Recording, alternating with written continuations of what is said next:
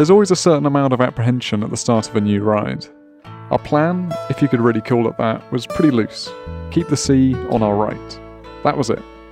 What we'd see, where we'd sleep, who we'd meet, and the challenges we'd face were all pretty much unknown. And that's both very exciting and slightly daunting. Happy? Very happy. Yeah, no, I think it's a good setup. I think it's not too light. There's obviously stuff that you want to carry that I wouldn't originally sort of want to carry, but it's the compromise, isn't it? More like hygiene stuff, isn't it? Yes. Really. Which I kind of would miss out. We spent the last few weeks kitting out our new tandem, and now all that was left to do was say goodbye to my parents and hit the road. What challenges do you see us facing on this trip? Well, you got to follow the advice that the Thorn cycle said and communicate, haven't you? Yes. So if one of you wants to stop, you stop, or if one of you's had enough, or whatever. So and communicate changing gears in a more practical sense. What were you going to say? Hills. That's going to be the biggest challenge. Especially in Devon, North Devon and Cornwall. There are some pretty steep hills. Goodbye. Goodbye.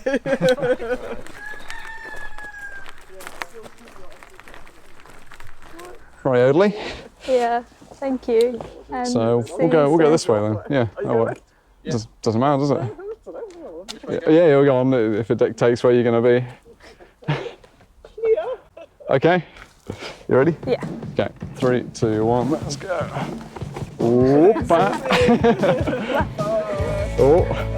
Good. There we go. Bit wobbly. Yeah. Bit wobbly with all this stuff. All right. It's okay, is it? Yeah. Yeah, no, it feels fine. Well, once I've got it under control, it's just... Yeah. It's a little bit more difficult to get under control. Great stuff. Are you ready? Yes. Yeah, no, I'm pretty excited about this. Yeah, me too. Actually see some of the UK.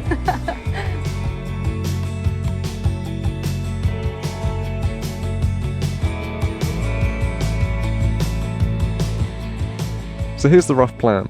Pedal down to Minehead, then keeping the sea on our right, cycle right the way around the southwest coast to Poole, and complete the 600-mile loop by riding home.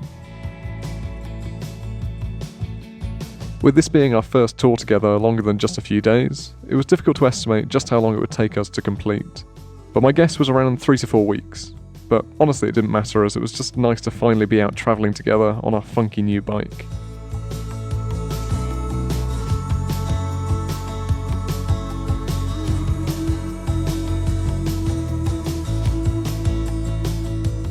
I really don't think I'd do that well being the stoker on the back of a tandem. It takes a serious amount of trust to let go of all control and allow the pilot to make all the handling and braking decisions. Considering that this was the first time we'd ridden this heavily laden, and I was still a bit twitchy with the controls, Aishola was doing incredibly well trusting me, and trusting that I wasn't about to send us both plunging headfirst into the river. Are we feeling confident? I think we're feeling confident. I don't know, my seat is quite high. It's fine, just lean down, lean down. Wait, I'm scared. You're right, lean down. Right. Lean down, keep your head down. Okay. Right, well done.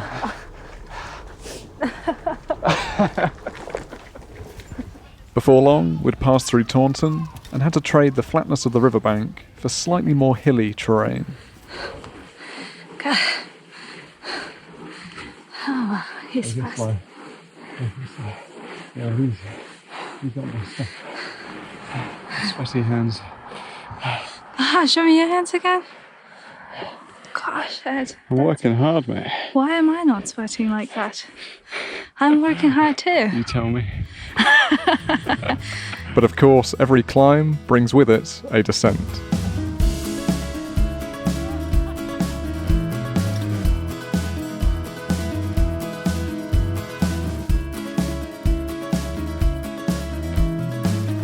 That's the sea. Ah, that's the sea. It means that we're gonna go downhill. You're going to be seeing a lot of that over the next few weeks. Before we knew it, we'd arrived in Minehead and were on the lookout for the official Southwest Coast sign. Aha. So, The Southwest Coast Path is a walking trail which just follows the southwest coast all the way down through Somerset, Devon and Cornwall. We're not planning to go on the actual path, but we're going to try and stick to the southwest coast and follow the same route as close as we can on roads. So whatever the nearest road is, we'll try and take it. That's the plan. That's why we've come down to the start in Minehead, and we'll finish in 3 or 4 weeks in Poole. That's the plan. As light was fading and we still had no idea where we were going to sleep that night, we picked up some chips from the local chip shop, then headed uphill out of town. 3, 2, 1, scooter and go. So, leaving Minehead now. I think we've got a bit of a hill to climb. Don't want to do more than about 3, 4 miles. 3 or 4 miles, something like that. Yeah. But we need to find somewhere to camp. We just need to get away from this town a little bit. And if we spot somewhere that looks like a decent place to camp, then we'll just do it. Over there, on the left, there was a path which goes down. Stopping. Just over there. Doesn't really matter, but it'd be nice if no one saw us, really. Cool. Cool. Good. Look at this spot. Oh, well done, Aishola. Perfect. Well done. Really good job. By the looks of all the poo on the ground, it seems like this is a place where they graze sheep. But there's no sheep in here at the moment. I think, yeah, we'll just hitch up down there.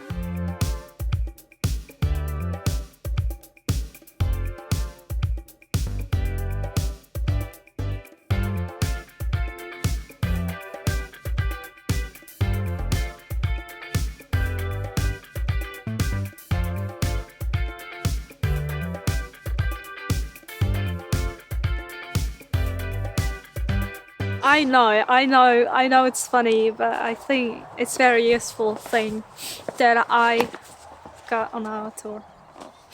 This is my pillow. We'd travelled 45 miles today, and considering this was our first time riding fully loaded, I'd say we did remarkably well. But it did totally shatter us, and now all we wanted to do was cook some pasta and head to bed. Unfortunately, our stove had other ideas. Well, that's not good.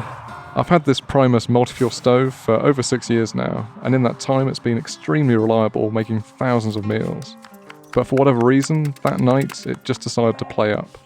It's done this in the past, but the solution has usually been just to simply clean out the little fuel spraying nozzle unit and put it back together, and it seems to work. But this fix, unfortunately, wasn't working tonight. No, it's not. Shit. It was now properly dark and getting kind of chilly. We wanted food, but the stove still wasn't spraying fuel properly. Nothing's coming out of there. In the end, it just started working again. Who knows why, but I certainly wasn't complaining. I quickly set some pasta cooking and crossed my fingers it would stay functioning for the rest of the trip. So slightly burnt macaroni and onions and carrots, mushy peas and onion rings and chips from the chip shop and ketchup. Yes.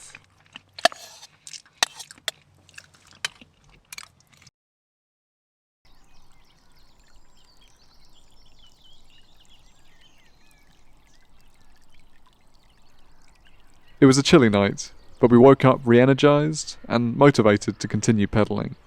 Yeah, woke up with frost everywhere, but sun's out now.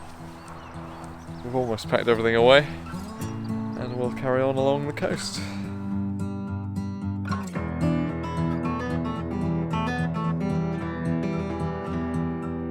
That morning, we rode through the old town of Porlock, heading towards the privately owned Porlock Weir toll road. For the price of a couple of pounds, we reckoned it would be a nice quiet alternative to the busy A39. Unfortunately, it seemed the owners of this road had different ideas. So we just made it to the weir, and apparently we can't use this toll road because they're closing it to walkers and bicycles and horses. Didn't know that. That's the hinge, isn't it? Why is it being done? Aha, got it. Hey, Doc. You alright? Hi there. Hello. Is it possible to go through with a bicycle? Or the sign says you're closed to bikes. If you shove a pound in the door, you can go up. Great. Usually they don't like it, but It's fine, is it? Yeah. Okay, fine. grand. Alright. Okay, I'll put a pound through. Thank you very much. Is this your dog? He is, yeah. He's very cute. Okay, thank you very much.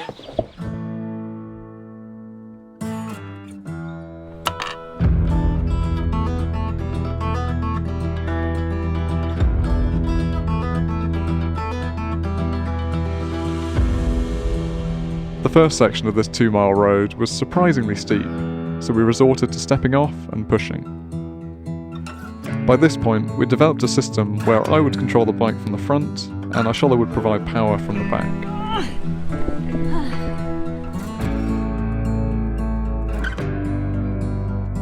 Left turn and then And then back to the main road. we're quite close. We're getting there, yeah. I guess we've got another mile and a half or so. Okay. Eventually, the gradient leveled off, and we got back to riding again. But this hill would only be a small taster of what was to come. We were fast approaching Devon, and with it, some very bumpy coastline.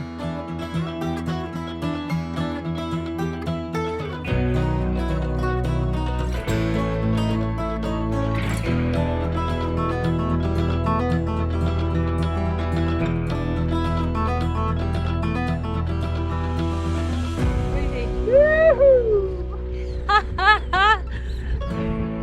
Whoa!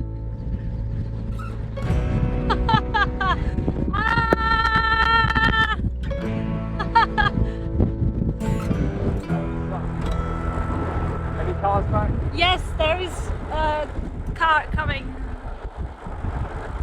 Good, it's coming. It's gonna overtake. And overtake.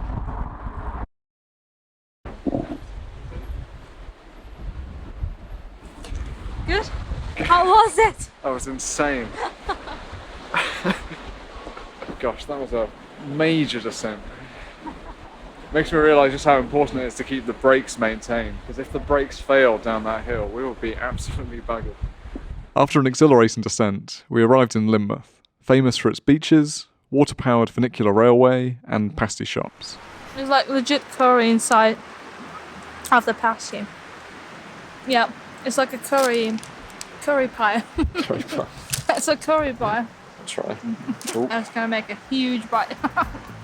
Now, there's a pretty nasty hill out of Lynmouth. At 25%, this grade was one of the steepest we'd faced so far. But after refueling, we were both feeling pretty optimistic about our chances, so decided to give it a crack. Because really, how hard could it be? 3, 2, 1, let's do it. Oh, frick.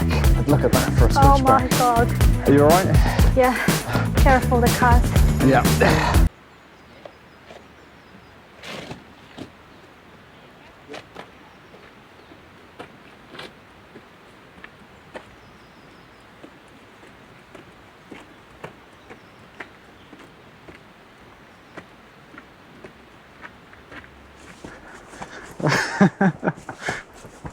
It was never going to happen, was it? This is an insane road. But we were rewarded for our efforts, because just over the hill, and after I'd filled up our water bottles from the basin in a public toilet, we entered a pretty damn stunning section of the Devon coastline, the Valley of Rocks.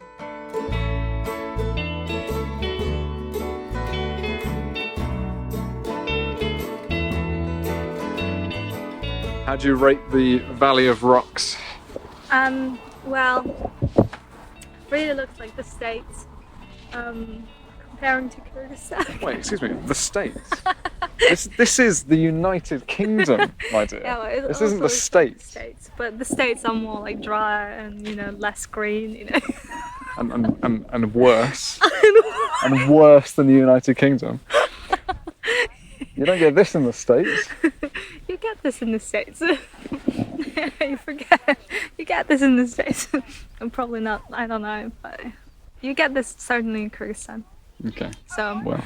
yeah, come to Kyrgyzstan. It really looks like nothing, to be honest. So, It looks like Tashara, but you know. so the way- what you're saying is that you wish you'd never left Kyrgyzstan. Yes. Why did I come to the UK? I don't understand. Just to look at the Like rocks. this? Like, I can see this anywhere.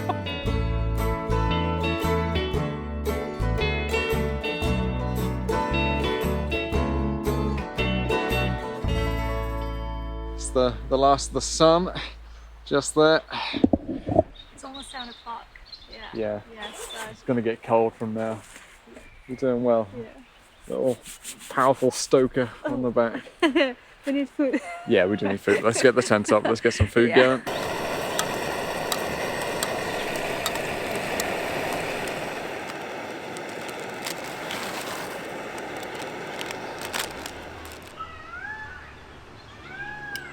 Oh, so good. Do you have a bun?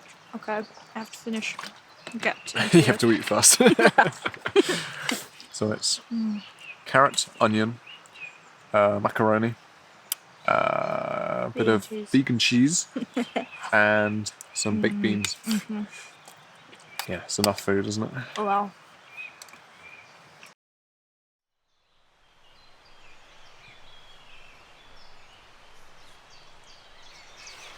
Nice to sleep. Today I actually slept very well and very deep, to be honest. Yeah. Yeah, but I was sliding down all the time because of the sleeping bags. We are ready to go. And my nose is running, my hands are chilly. So it's time to start climbing hills, isn't it? And get warm. Let's go.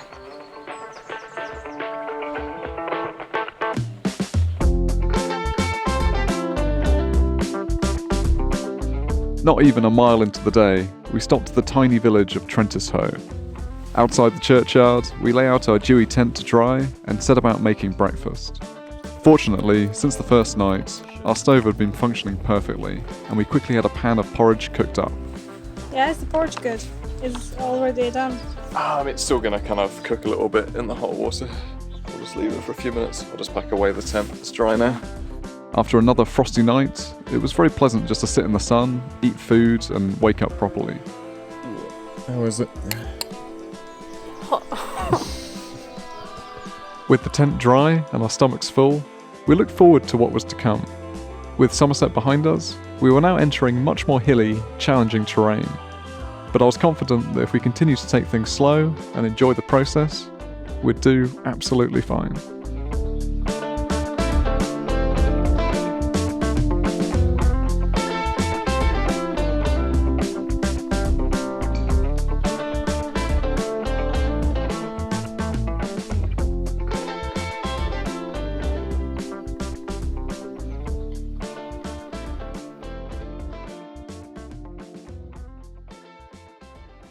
Hey, thank you very much for watching. Aishola has joined me today, which only feels right because she's a big part of these videos.